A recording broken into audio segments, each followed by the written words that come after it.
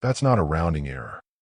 Camille Broussard said it quietly, to no one, because at 7:43 in the morning she was alone at her desk, and the number on her screen had absolutely no business being where it was. 11 months. That was how long she had been in Seoul. She had come for the contract. Senior financial analyst. Haesong Holdings. A real estate conglomerate with a glass tower in Gangnam and a compensation package that made her accountant back in Baton Rouge gasp audibly on the phone. The work was serious. The pay was serious. Camille Broussard was serious. What she had figured out 3 weeks ago was that someone inside Haesong was stealing. Not clumsily. This was surgical. Ghost vendor payments. Microtransactions routed through 3 subsidiary accounts across 18 months of precisely disguised movement. The kind designed never to be found. Camille had found it. She had traced every vessel back to the source, documented the timestamps, the transfer routes, the shell vendor names that existed nowhere except inside a tax form and a payment record. This morning, she was 90 minutes from completing the report that named the wound and identified exactly who had made it. She plugged her personal drive into the port. Standard backup protocol. She had learned in her second year doing forensic finance that you always keep your own copy of the evidence, because the people responsible for protecting it sometimes have other interests. The elevator at the far end of the floor opened. Nobody announced him. The entire open office adjusted the way a room adjusts to a shift in air pressure. Conversations fell mid-sentence. Posture straightened. Eyes found urgent interest in screens that had been idle a moment before. Something was different this morning. Colder. Compressed. Ryo Han-joon walked the floor like a man who had already made a decision. He was the CEO of Haesong Holdings, which was a polite description of what he actually was. 41. Precise in everything. His employees described working for him the way people describe living near a fault line. He had received intelligence that morning. Someone in his inner circle was running a financial operation against him. He did not have a name yet. He had controlled fury and an entire floor of people who could feel it arriving. He turned the corner. He saw Camille. Restricted financial files open on her screen. External drive inserted. Data mid-transfer. His mind completed the picture the way a trained mind does when primed to see betrayal. Extraction. Someone had gotten to her, or she had always been placed. Either way, she was pulling data that had no business on a personal drive. He did not investigate. He contained. You are terminated. Effective immediately. Security will escort you out. The floor stopped breathing. Camille's hands paused over the keyboard. She finished the entry she was in the middle of, because that number was not going to sit incomplete. And then she looked at him. Not with fear. Not with shock. She looked at him the way a person looks at something they are carefully categorizing. I'm sorry. Your employment here is over. I will not repeat that. Something settled across her face that was not anger and was not tears. It was colder than both. She ejected the drive. Saved the document. Closed the laptop. Stood, smoothed the front of her blazer, and looked at Ryo Han-joon with an expression that said, without a single word, that she had just placed him somewhere in her mind and he would not appreciate the location. All right then. 2 words. So even and so quiet that 3 separate people would later describe it as the most unsettling thing they had ever witnessed in a professional environment. She picked up her tote bag, walked to the elevator. The security guard sent to escort her ended up half a step behind the hallway, which looked less like an escort and more like someone trying to keep up. The elevator doors closed. The floor exhaled. 32 minutes later, Kwon Tae-soo walked into Han-joon's private office and placed a printed still frame on the desk. A surveillance capture of Camille's screen from that morning. The folder names were visible. The file path was specific and unmistakable. The files she had opened were not stolen intelligence bound for a competitor. They were forensic records she had constructed herself, a documented, airtight map of internal theft.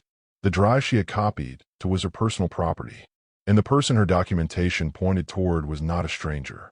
It was CO Dae-won, Han-joon's second-in-command, his lieutenant of 15 years, the man who had attended every inner circle meeting for a decade and a half, who ate at Han-joon's table, who knew every financial structure of the empire from the inside.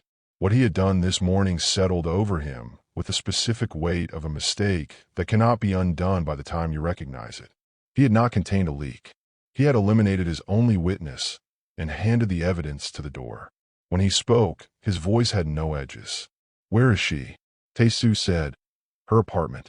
Itaewon. A beat. The drive. Tae-soo's silence said everything it needed to. She had taken it with her. Every transaction record. Every shell account. Every line of the map she had built in early mornings before anyone else arrived.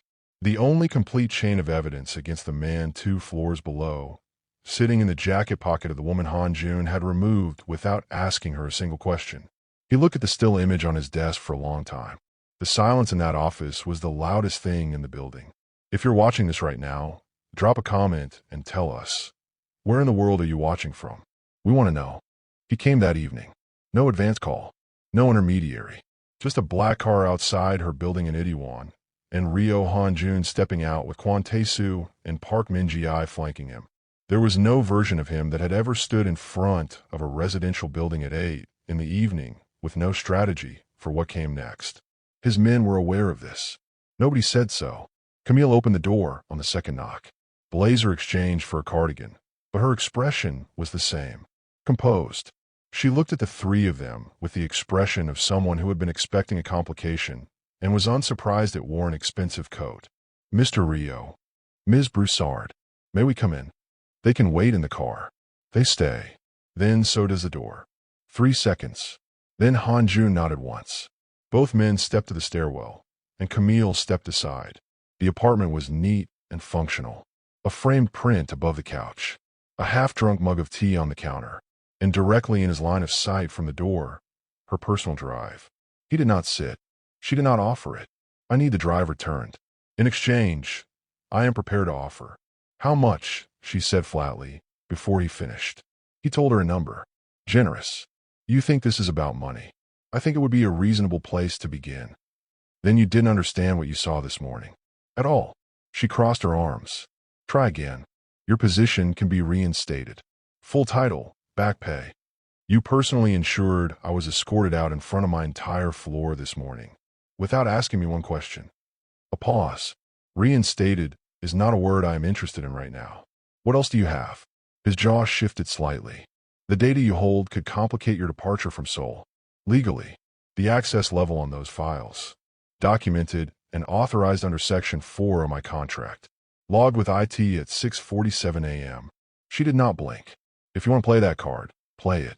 But when it fails, and it will, you will have burned the only bridge I was still considering crossing. A pause. Try one more time. Make it real. He had tried 4 approaches in under 5 minutes. All of them had failed cleanly, without her voice rising once. I'll tell you exactly what I want, Camille said. Not money. Not my position. One thing. She looked at him directly. You look at me and say the words. What you did this morning, specifically, clearly, and you say you were wrong. That is the only condition. Before any conversation about that drive. The silence that followed was the longest beat in any room Han-joon had occupied in years. He had built an organization on the premise that he did not make mistakes he had to account for publicly. He had never once stood in front of anyone and said he was wrong. He did not speak immediately. The specific physical toll of a man dismantling something structural moved through him. His jaw held, then released. His gaze dropped for less than a second before returning to her face. I fired you without cause, he said. I made an assumption in front of your colleagues that was incorrect. I did not ask you a single question before I acted. That was wrong, and I am sorry. In the stairwell, Park Min-ji looked at Kwon Tae-soo. Tae-soo's face did not move, but his eyes shifted in the way of a man updating something fundamental. He had worked for Ryo Han-joon for 9 years. In no room, in any language, under any circumstance, had he ever heard those words from that man. This was the first time. For her. Camille received the apology without rushing it. She held it, acknowledging, without sentimentality, that it had cost him something real. Okay, she said. I need tonight to think. He moved toward the door. He stopped. The men in your building lobby. They are not mine. She turned. What? Day 1 knows you were removed this morning. He knows what you have on that drive. You are not safe here alone. I should have secured this before arriving. Min-ji will stay on the street level. He said it without dressing it up. The admission that he had come unprepared, correcting it in real time. She looked at the drive, then at him. Then I suggest you spend tonight figuring out what my cooperation is worth to you. Because I will call in the morning, and when I do, you had better be ready to meet me where I am." He held her gaze. Then he left. Han-joon sat in the back of the car. He did not give the order to leave. He looked at the building. After a long silence, Min Ji said quietly, to no one in particular, "I have worked for him for 9 years." He did not finish the sentence. He did not need to. She called at 8:14 the next morning. He answered on the first ring. Camille filed that away immediately. "I'll help you. On my terms. Do you want to hear them now, or would you like to waste both our mornings pretending you have a better option?" He told her to come in. She arrived at the executive floor at 10. Not as an employee, she bypassed the reception desk entirely and walked to the elevator with the authority of someone who had already decided how this morning would go. She wore the same blazer from the day she was fired. He was certain she knew exactly what she was wearing. She sat across from him at the private conference table and opened a small notebook to a page written before sunrise. Termination letter, in writing, signed and witnessed, citing company, restructuring. Not performance. Not cause. Restructuring. She looked up. "Before I open that drive." Han-joon nodded. "Full severance. Deposited within 24 hours. Done. A signed legal instrument protecting me from any exposure to whatever is on that drive. My attorney reviews it before I sign." Agreed. "I stay involved through the complete handoff. I oversee the chain of custody from beginning to end." Agreed. "And when it is finished, a car to the airport, a flight booked by your office, and no contact afterward." Done. She closed the notebook. He had agreed to everything. Too quickly. Too completely. He was desperate. Or the situation was worse than described, or both. She suspected both. She opened the notebook again. One more. Separate workspace. My own office. Direct server access. No one enters without my clearance. She paused. "Those are all my terms." "Is that everything?" "For now," she said. Something moved across his face that was almost a smile. She clocked it. Looked back at her notebook. They started that afternoon. Han-joon brought the server credentials himself, rather than delegating. She noticed. She said nothing about it. She walked him through the forensic trail from the beginning. Not a summary. Every flag she had built over 3 weeks, explained in full. He listened in a way she had not anticipated. Not waiting for the important part, but genuinely rearranging what he understood about a problem he had believed he already understood. "He slowed down here," she said, pointing to a 3-month gap in the payment pattern. "Right when you were managing the Incheon acquisition. He knew exactly where your attention was." She glanced up. "He knows your calendar, Han-joon." She had used his name without registering it. He registered it. He said nothing. She watched the specific quality of his stillness, jaw held, hands flat on the table, and understood she was not looking at blankness. It was the expression of a man holding something very large in a space not built for it. Grief does not always announce itself. Sometimes it looks exactly like control. The floor went quiet. A delivery appeared outside the door. Ganjang gajang, steamed rice, banchan she had not ordered. She ate without comment. He ate across from her in silence. Neither acknowledged the meal, because acknowledging it would have required naming what kind of evening it had become. They moved to the printed ledgers. She was leaning forward over the 3rd column when she found it. "Here. This is where the ghost account gets funded before the vendor payment cycle." She turned to say the rest. He was already looking at her, not at the page. The distance between them was less than she had realized. The office was quiet. The only sound was the low hum of the server infrastructure in the walls. He kissed her. Brief, still, with the restraint of a man who stopped himself almost immediately. She had not pulled back first. Separation. Clean. Mutual. She turned back to the ledger. The ghost account. Here. Her voice was even, almost. Her gaze tracked back to the wrong column for half a second. 2 rows above what she had just named. She corrected without drawing attention to it. He said nothing, but he had seen it, and the fact that she had been off by even half a breath was, to him, the most human she had been since walking back into this building. "I see it." His voice was lower than it had been. They kept working, but the room had changed in a way that would not, from that point forward, be possible to unknow. An hour later, she pulled the deletion log. A server pathway pointing to an off-site backup facility in Mapo-gu. The full financial skeleton of day one's operation, intact and waiting. That's where the rest of it lives. We move on it this week. I want to be there when you do. Camille. It is part of my terms, she said. The ones that are still being written. Before he could answer, a knock. A junior staff member she had seen twice near the server room. He looked at her specifically, not at Han-joon. His hands were not steady. Someone else was in those files last night. After you left. 4 in the morning. He didn't look at Han-joon. I didn't know what to do with it. Camille looked at Han-joon. Han-joon looked at the address on the table. The week had just gotten shorter. The young staff member's name was Cha-hyun. He worked the overnight monitoring shift. 26 and frightened in the specific way of someone who has seen something they were not meant to see and spent 12 hours deciding whether the knowing was more dangerous than the telling. He told Camille everything. The 4 a.m. access, remote, internal, a clearance level that narrowed suspects to 4 people. The folders accessed matched exactly what she had been working on. Whoever entered had not downloaded anything. They had only looked, like a surgeon checking the depth of an incision. Camille thanked him quietly, told him to write nothing down, tell no one, and come to work tomorrow as if nothing had changed. He left quickly, the way people do when grateful to be released from something. She walked back in. Han-joon was at the window. He had heard enough through the glass. Day 1 was in those files at 4 this morning.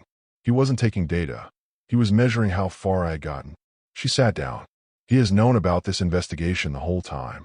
He let it continue to see how you would respond. She paused. He used your firing me as a test. He wanted to see if you would panic. The quiet in the room was the specific quiet of a truth landing in a space not prepared for it. Han-joon reconfigured the server access protocols within 20 minutes. He moved her workspace to a deeper sublevel, rotated all credentials, and told Tae-soo, directly, in person, to remain stationed outside Camille's office whenever Han-joon was not at it himself. Tae-soo acknowledged without comment. He had received protection assignments for dozens of people.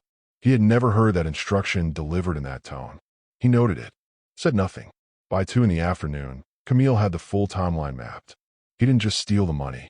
He built this so that if it was ever discovered, the authorization trail points to accounts adjacent to yours.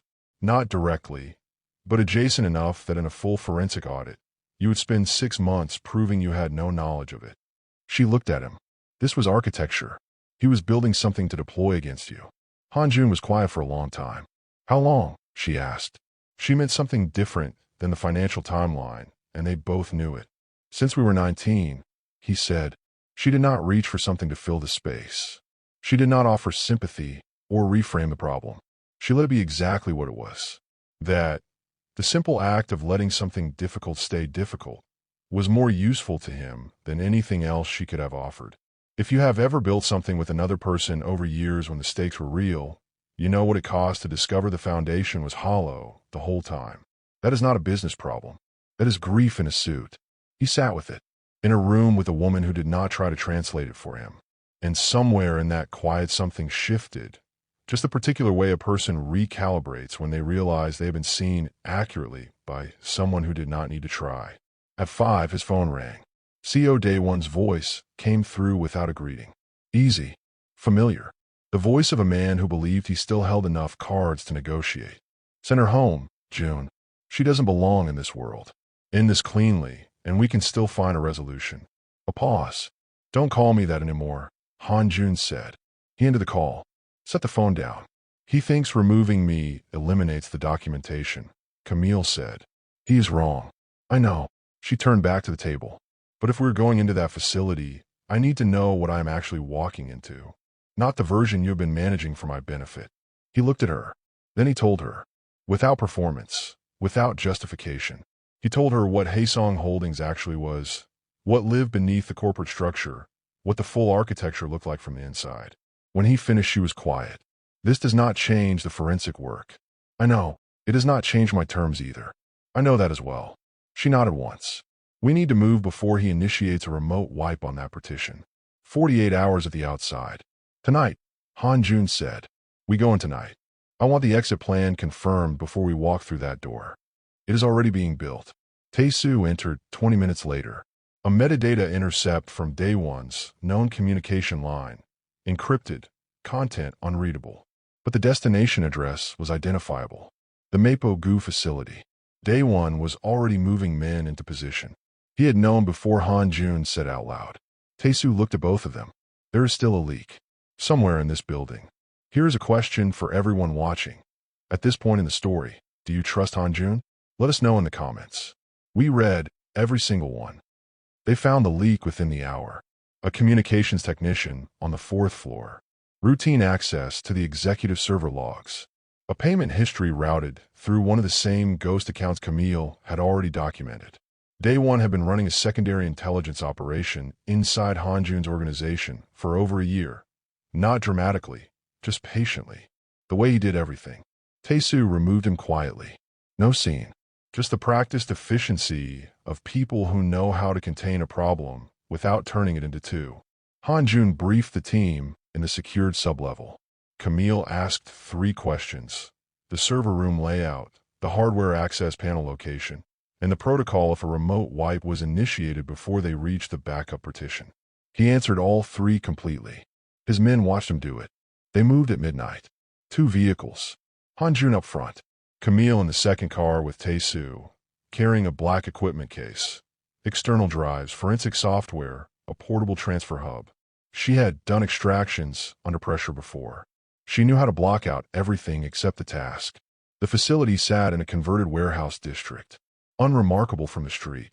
Inside, long corridors between floor-to-ceiling server racks, industrial lighting throwing hard shadows, narrow channels that restricted movement and limited sight lines equally.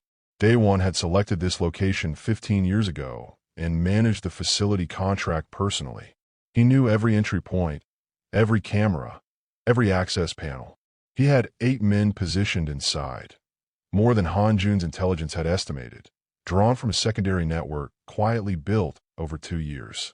The server room was biometrically locked to his print alone. He had prepared for forced entry. He had not prepared for Camille. Tae-soo killed the surveillance feed from the van. 45 seconds of darkness. That was all they needed. First contact came in the second corridor. 3 men in a staggered formation, not 2. The layout had been shared from inside. The encounter took longer than planned. One of Han-joon's men went down to one knee with a shoulder hit, kept moving. It cost 4 minutes and pushed every subsequent calculation backward. Camille reached the secondary maintenance panel and began working through the hardware interface. Then the software partition loaded a 6-digit authorization she had not been given. 1 flat second. She backed out, rerouted through the hardware diagnostics layer, and rebuilt the access path from the base level up. 6 minutes she did not have. Her hands were steady. Her jaw was not. Transfer initialized. At 34%, a second team made contact in the eastern corridor. Day One's reserve unit, positioned to seal the exit route. It confirmed he had anticipated every step. At 58%, the server room door opened. CO Day One stepped through it. Silver-haired, unhurried, carrying himself with the ease of a man who had spent years being the most trusted person in every room he entered. He looked at the transfer bar, then at her. Stop that. I'm going to pretend you did not say that. He cannot protect you in here. I have 58% of the evidence and a transfer rate of 6 gigabytes per minute. She glanced at the bar. I need 1 minute and 40 seconds. Do the math. He moved toward the hardware panel. She moved the case, placing herself between him and the port. Not because she could stop him, she knew that, but because it bought seconds, and seconds were the only currency that mattered. He stopped. He was not a man who harmed women unnecessarily. She had calculated that. It held long enough. Han-joon appeared in the doorway. Day One turned. 8 feet and 15 years between them. You built all of it, Han-joon said. 15 years at my table. Every decision I made, you knew before I announced it because I trusted you first. And you used every piece of it. You were never going to make me an equal partner. I built half of what you have. The relationships, the infrastructure, the Busan network. You would have kept me in second place until I was too old to care about first. So you burned everything rather than come to me. And said what? Give me what I earned. A pause. You would have said no. You had 15 years of mornings, Han-joon said. Not with anger, but with something older and quieter. You could have walked into my office on any one of them and said exactly what you just said to me here. I would have listened. You chose this instead. The bar hit 100%. Day One heard the tone and moved. Han-joon crossed the distance in 2 steps. What followed was not clean. Daewon had been in this world as long, and was not a man who stopped because the numbers were against him. Metal caught Han-joon across the forearm. Daewon reached the hardware panel, got one hand on the case before Camille pulled it clear. He turned back. It ended 60 seconds later. With effort, with damage, with the exhaustion of something that had been building for 15 years, finally arriving at its conclusion. Camille sat on the floor against the server rack with the drive in both hands. She was not afraid. She was someone who had been operating at altitude for hours and had just been permitted to land. She exhaled, long and slow, like releasing something she had been carrying since the morning she was fired. He came around the partition and sat beside her, on the floor in the low light. Close, a bandage wrapped around his forearm where the rack had caught him. Neither of them spoke. Then he closed his hand over hers. Not for the drive, just her hand. She turned to look at him. He was already looking at her. She kissed him, slow, deliberate, with the certainty of someone who has made the decision completely, full and unhurried, the kind that rearranges things that have been quietly rearranging themselves for days. Her phone lit up beside them. Flight key 087. Check-in closes in 3 hours. She pulled back, looked at the screen, then at him. The silence that followed was enormous, and neither of them rushed it. And if you have ever sat with someone and felt the full weight of a decision pressing from every direction at once, you already know exactly what that server room felt like. Stay with us.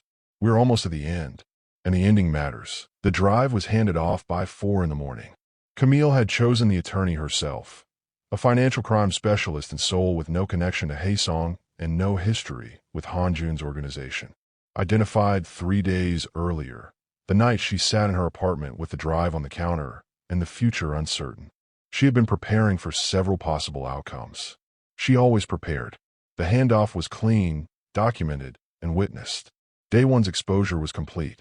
The authorization trail, the ghost accounts, the 3-year timeline, all of it immovable. His network fractured within hours. The conflict Han-joon had feared never materialized, because what Camille had built left nothing to argue with. She went back to her apartment and packed. She had packed most of it before the server room. Old habit. At 5 in the morning, a knock. Han-joon. Alone. No Tae-soo. No Min-ji-ai. Just him at her door before dawn. Same clothes from the facility. A bandage around his forearm. Looking like a man who had not slept and had no interest in pretending otherwise. You don't have to drive me. I know. Then why are you here at 5 in the morning? He picked up her larger bag. Because the car is downstairs. She almost said something. She decided not to. They drove to Incheon through a city, still mostly dark. Seoul at that hour was honest. The skyline lit, the streets quiet, the glass towers holding the night sky like they were made for it. Neither of them filled the drive with conversation. The silence between them had been a language since the first night in her doorway. By now they both spoke it without effort. He carried her bag to the check-in counter, stood beside her until she had her boarding pass. Then they walked to the point where accompanying could go no further, and stopped. She turned to face him. He looked at her with the openness of a man who has run out of armor and has, against every instinct built over 40 years, decided not to reconstruct it. Stay. She waited. Not for Haesong. Not for the case. Not for anything I can put in a contract. He paused. Not for effect, because what came next cost him something. For this. For whatever this has been since you stood in your doorway and told me to try again. For what I felt in that server room on the floor. Another pause. I have never asked anyone to stay. I am asking you. Ryo Han-joon, who had built an empire on the truth that he did not beg, had just begged. Camille looked at him. She was not a woman who made decisions from inside a feeling without also making them from inside her mind. She let herself do both, at once, in the middle of an airport terminal at 5:30 in the morning. Baton Rouge. The apartment on a rolling sublet for 11 months because she had not been ready to call Seoul permanent. The drive on her counter. The server room floor. His hand over hers. The apology, the one with no precedent in the entire history of the man who gave it. Given for her. She put the boarding pass in her jacket pocket. Your world. All of it. No edited version for my comfort. You already understand most of it. The rest of it, then. He nodded. And if I disagree with something, a decision, a direction, anything, I say so. In front of your people if that is where we are. I would expect nothing different. And you do not fire people without asking one question first.